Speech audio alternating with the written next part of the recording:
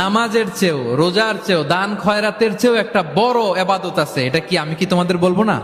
সাহাবারা তো অবাক, নামাজের চেয়েও বড় ইবাদত, রোজার চেয়েও বড়, দানের চেয়েও বড়। ক্বালু বালা ইয়া রাসূলুল্লাহ। সাহাবারা বললেন অবশ্যই হে নবী, হ্যাঁ আপনি বলেন সেটা কি? বিষ্ণু সাল্লাল্লাহু আলাইহি ওয়াসাল্লাম বললেন ইসলাহু যাতিল বাইন, বিবাদমান দুই গ্রুপকে মাঝখান দিয়ে যে মিলিয়ে দেয়া। নামাজের চেয়েও বড়, রোজার চেয়েও, সাদাকার চেয়েও বড়, মিলায়া দেওয়া।